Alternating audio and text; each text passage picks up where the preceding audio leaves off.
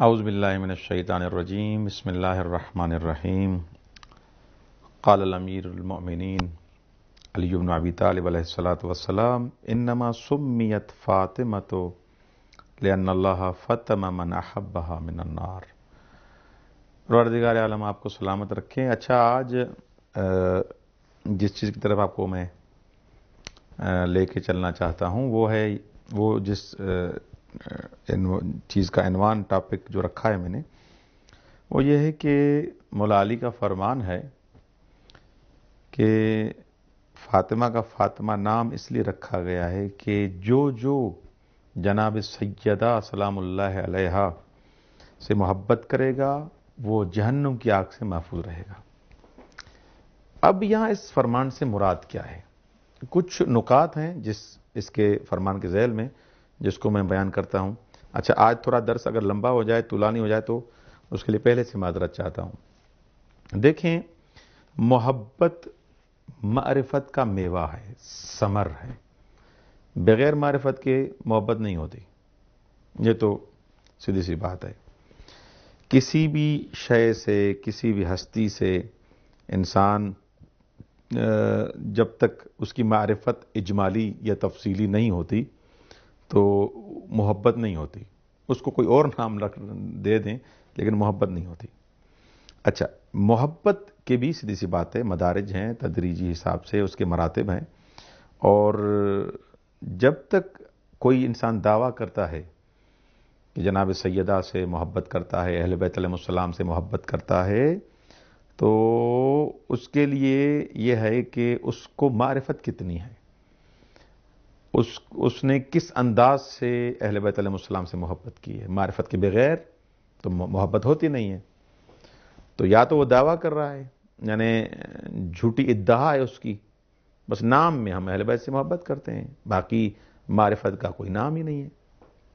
سب سے پہلے کہ جو انسان کہتا ہے کہ محبت ہے تو محبت معرفت کے بغیر نہیں آتی، اور جب معرفت آ جاتی ہے تو اس کے تمام کمالات معنوی سے انسان کو عشق ہو جاتا ہے، محبت ہو جاتی ہے، کیونکہ کوئی کمال اس نے دیکھا ہے تب اس سے محبت کی ہے نا۔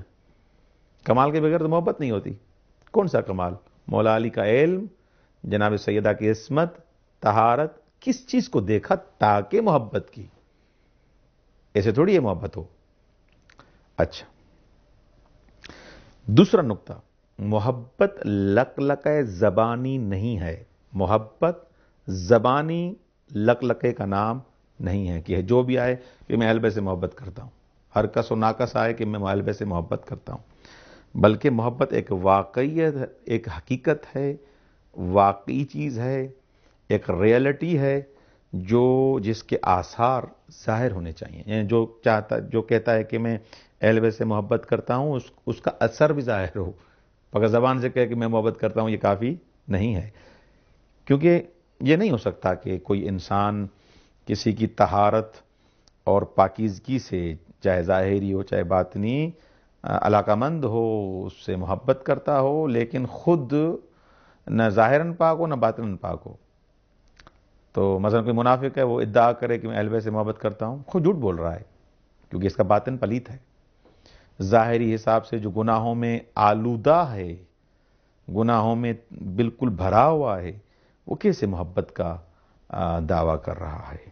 سیدھی سی بات ہے، اس میں کوئی سنخیت ہونی چاہیے، کوئی تو بالآخر سسٹم ہو کہ اہل بیت سے محبت کرتا ہے تو مولا علی کی جتنی نماز نہیں پڑھ سکتے، عابدہ جناب سیدہ کی طہارت اور عصمت تک کوئی نہیں پہنچ سکتا، لیکن تم نہ طہارت کا خیال کرتی ہو مقدرہ، نہ کوئی ایسا کوئی عمل کرتی ہو، تو کیسے آپ دعویٰ کر سکتے ہیں کہ ہم اہل بیت سے، جناب سیدہ سے محبت کرتے ہیں؟ تو زبانی لقلقہ محبت نہیں ہے۔ دو، تیسرا نقطہ جو ہے وہ یہ ہے کہ سیدھی سی بات ہے، معرفت انسان کو اس منزل تک پہنچاتی ہے۔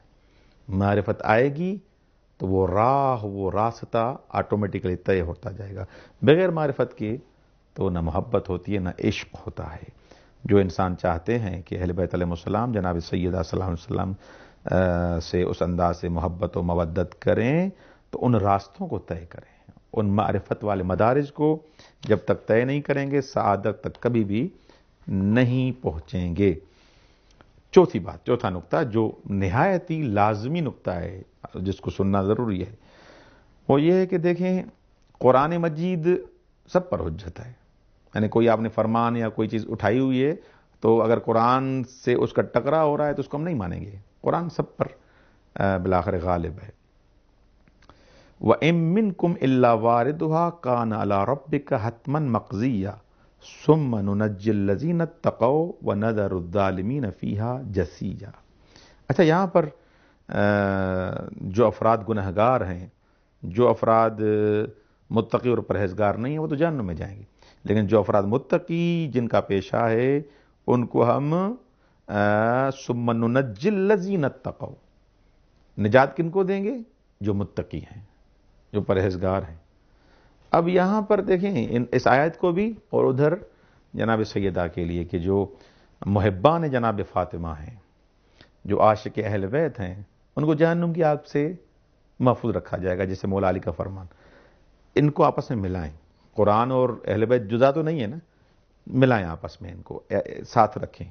کیا کہنا چاہتے ہیں؟ کہنا یہ چاہتے ہیں کہ اگر تمہیں ہم وہ سنخیت ہے، اہل بیت علیہ السلام والا رنگ ہے، رنگ اہل بیت، رنگ الہی اگر تمہیں موجود ہے، متقی ہو، پرہیزگار ہو، تو سیدھی سی بات ہے تمہیں جہنم کچھ نہیں کر سکتی، جہنم کی آگ تمہارے قریب بھی نہیں آ سکتی اور تمہیں کوئی بھی نقصان نہیں ہوگا۔ جیسے حضرت ابراہیم علیہ السلام کو اس دنیا کی آگ میں ڈالا گیا لیکن وہ گلستان ہو گئی، گلزار ہو گئی، کیوں کہ حضرت ابراہیم نبی پیغمبر ہیں۔ تو انسان اگر متقی اور پرہیزگار ہے، تقویٰ کے اس مرحلے تک پہنچا ہوا ہے، تو وہ جہنم کے قریب نہیں جائے گا۔ یہ یعنی مفروغ ہے، یہ مسلم ہے، یہ واضح بات ہے۔ کسی اور کے آپ بہکاوے میں نہ آئے کہ کوئی آپ کو کہے کہ بھائی تم سید ہو، تم شیعہ ہو، تم یہ ہو، تم نہ، یہ عنوان ایسے ہیں جو انسان کو مقدس بناتے ہیں اور انسان پاکیزہ بنتا ہے، نہ کہ مثلا میں سید ہوں، میں عالم ہوں، میں شیعہ ہوں تو بس جو میری مرضی آئے وہ کروں، نہ، میری ذمہ داری اور بڑھ گئی اور معرفت کے مدارج کو اور میں طے کروں اور اتنا میرے وجود میں پاکیزگی آتی جائے گی، تو وعدہ ہے کہ محبت کی ہے تو یعنی معرفت ہے، معرفت ہے یعنی وہ درجے، وہ مدارج، وہ رتبے، وہ سلسلے، وہ مراحل آپ نے طے کیے ہیں، وہ مرحلے طے کیے ہیں، تو لہذا آپ نے گناہ سے آپ دور ہیں، گناہ سے دور ہیں، تو آپ حقیقی معنی میں محب فاطمہ، محب اور عاشق علی ہیں۔ اچھا، تو اس حساب سے اگر انسان محب بنتا ہے تو وہ مطیع ہوتا ہے۔ یہ آخر نقطہ بیان کر کے آپ کی زحمت کو میں تمام کروں۔ قل ان کنتم تحبون اللہ فاتبعونی یحببکم اللہ، اے پیغمبر ان کو کہو کہ اگر اللہ سے محبت کرتے ہو تو فاتبعونی، تو مجھے رسول کی کیا کریں؟ اتباع کریں۔ یحببکم اللہ، پھر اللہ بھی آپ سے کیا کرے گا؟ محبت کرے گا۔ محبت کرتے ہو تو فاتبعونی، اتباع ہے، محبت بغیر اتباع کے لقلقہ زبانی فقط دعویٰ ہو جائے گا۔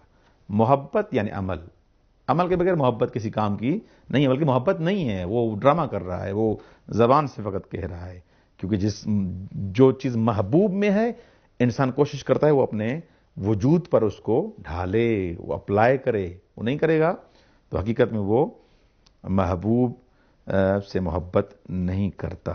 محبت جو ہوتی ہے حقیقی، وہ انسان کو خدا کے قریب بناتی ہے۔ والسلام علیکم ورحمۃ اللہ وبرکاتہ۔